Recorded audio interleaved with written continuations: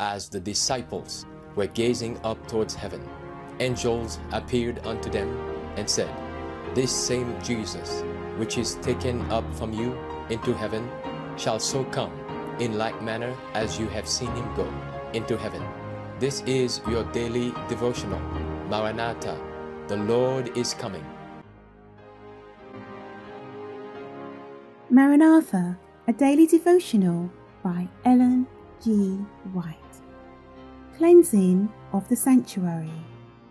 I saw in the night vision, and behold, one like the Son of Man came with the clouds of heaven, and came to the Ancient of Days, and they brought him near before him. Daniel 7, verse 13.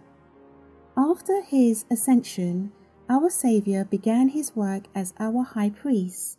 Says Paul, Christ is not entered into the holy places made with hands, which are the figures of the true, but into heaven itself, now to appear in the presence of God for us.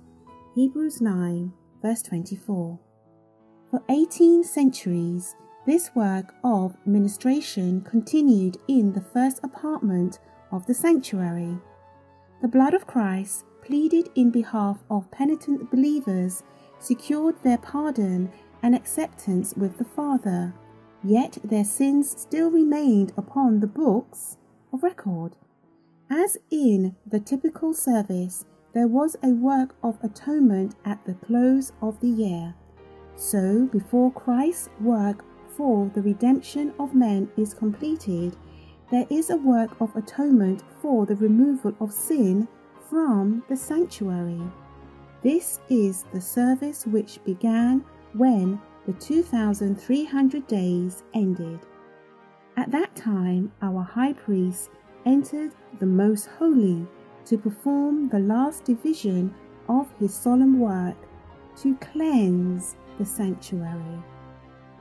The coming of Christ as our high priest to the most holy place for the cleansing of the sanctuary brought to view in Daniel 8:14 the coming of the Son of Man to the Ancient of Days, as presented in Daniel 7:13, and the coming of the Lord to his temple, foretold by Malachi, are descriptions of the same event, and this is also represented by the coming of the bridegroom to the marriage, described by Christ in the parable of the 10 virgins of Matthew 25. The cleansing of the sanctuary involves a work of investigation, a work of judgment. This work must be performed prior to the coming of Christ to redeem his people. For when he comes, his reward is with him to give to every man according to his works.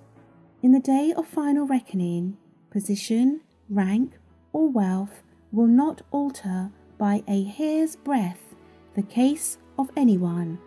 By the all-seeing God, men will be judged by what they are in purity, in nobility, in love for Christ.